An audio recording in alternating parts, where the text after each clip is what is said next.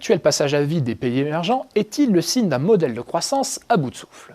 Alors certes, Brésil, Russie, Inde, Chine, les BRIC, pour faire court, ont peu de caractéristiques en commun, sauf une, le ralentissement général, comme le montrent les évolutions des PIB et plus encore des productions industrielles. Alors c'est vrai, avec plus de 6% de croissance sur un an, le rythme reste appréciable. C'est pourtant 2 fois moins que fin 2010. Surtout, c'est très en dessous des standards du milieu des années 2000. En fait, très peu de pays émergents ont un modèle économique qui leur permet d'échapper aux coups de frein du commerce mondial. La Chine, le Brésil, la Russie ont fondé leur économie sur la production et l'exportation de matières premières ou de gros volumes de produits manufacturés de qualité faible ou moyenne. Un modèle dont le rendement s'épuise avec des excédents commerciaux qui, au mieux, stagnent. C'est le cas de la Chine qui a plafonné à 200 milliards de dollars sur les 12 derniers mois. Les excédents diminuent même parfois. C'est le cas du Brésil, dont l'excédent commercial est revenu à son niveau d'il y a 10 ans. Bien sûr, il y a une composante externe dans cet affaiblissement. Il s'agit du décrochage de l'Europe, débouché indispensable des industriels des pays émergents.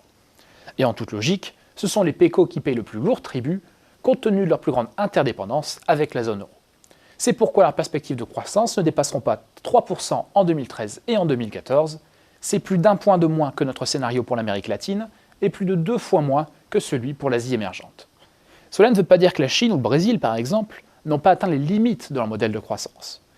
En Chine, le doublement des coûts salariaux en 10 ans en fait un pays cher pour fabriquer du bas de gamme.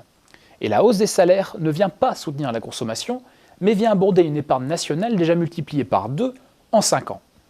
Pour résumer, il ne faut pas espérer plus de 7,5% de croissance pour la Chine en 2012, et finalement pas plus de 8% en moyenne pour 2013-2014.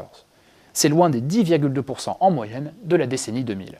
C'est à peine suffisant pour absorber le surplus de main-d'œuvre venu des zones rurales.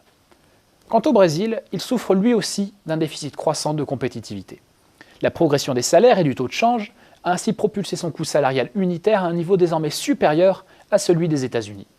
Pas étonnant donc que le Brésil affiche 1,1% seulement en 2012, et même si le rythme s'accélère, il restera un ton en dessous de la performance moyenne de la période 2000-2010. Les modèles de développement des BRICS s'épuisent. Pour supporter les hausses de salaire, ils doivent désormais impérativement monter en gamme et modifier leur modèle de compétitivité. Mais cela prend du temps, et en attendant, leur croissance sera moins flatteuse.